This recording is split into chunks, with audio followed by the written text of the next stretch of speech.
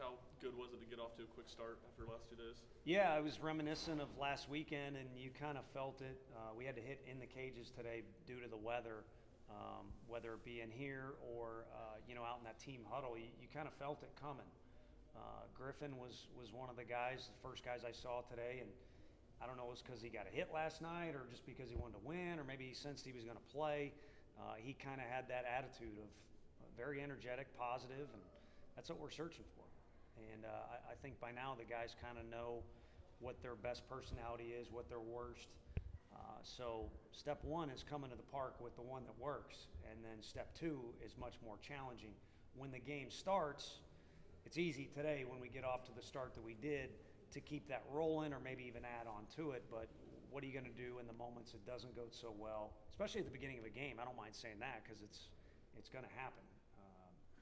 And so therein lies the challenge for this group. How does an offense go from 18 strikeouts in game one to 18 walks in the finale? I mean, a little bit of it takes two to tango. But our guys, even their outs today, were very competitive. And I think part of it is a group mentality of I just got to do my part and then hand the baton off to the next guy as opposed to trying to be a superhero in moments. So that was one pitfall at times. And then, we had a lead. And again, maybe now that I'm just talking through it, maybe there is a little bit of a extra challenge to this group of staying the course when things don't go well. And you guys asked me, do at-bats get affected if we're down on the scoreboard? And, I think the at-bats maybe get affected, but more importantly, our dugout. And I think these guys need to realize we've now got a walk-off win, got a road win, and about as big of a road win as you can have.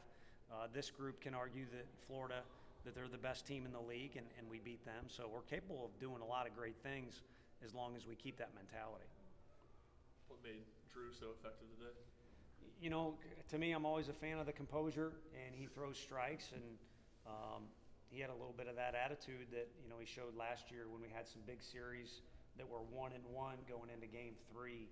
And it was kind of, on my watch, it's going to have to go down this way, not any other way. And fortunately, we made a couple good plays behind him too. I mean, those three guys that got a chance to play today, Griffin, we mentioned, Cal, and Jasloff, just ask their shortstop.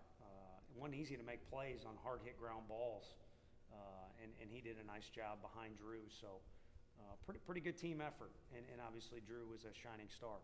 So how much does the lineup change when kind of Merritt gets back and looking like himself again, and adds that kind of right-hand power back to the lineup? Yeah, it's what it was, looking like it's supposed to be, what you want it to be going into the year. Certainly what he wants, and there's a lot of left-handed hitters we have in the lineup, regardless of who's pitching. So it means a lot.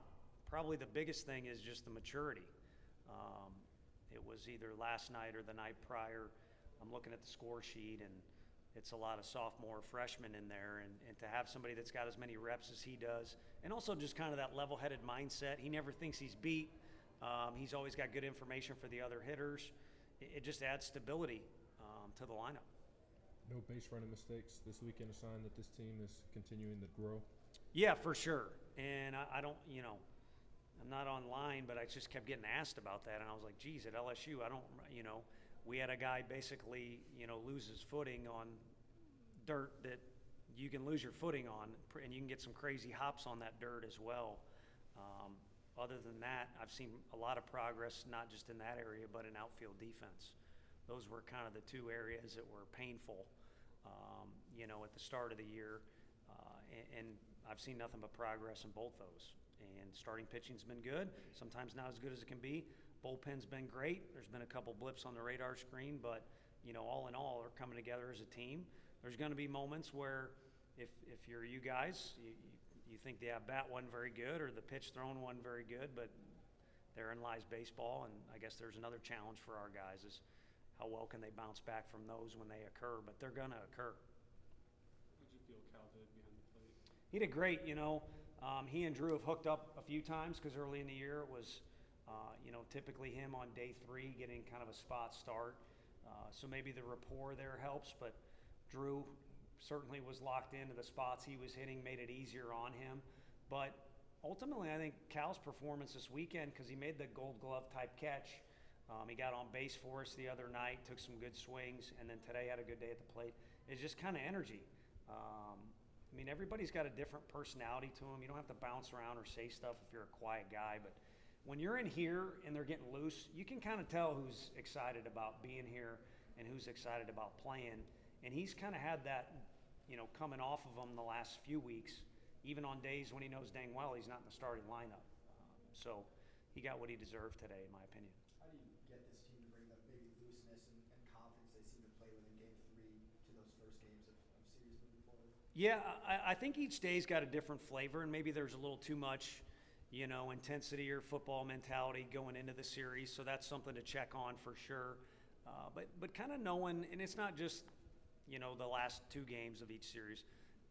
We've got other reps where they got the blueprint for what the personality is.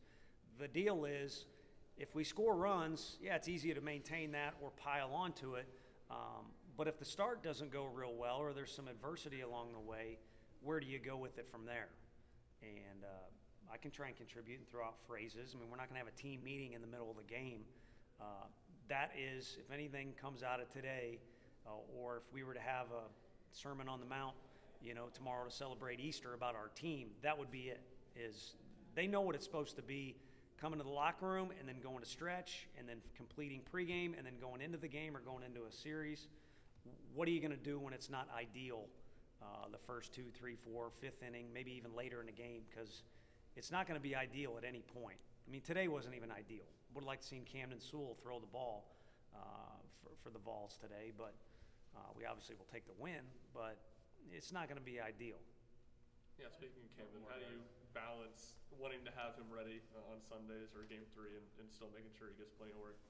Yeah, I think he's going to get plenty of work by the end of the year. That's a guarantee. So it's more just, probably taking now that he's in a groove.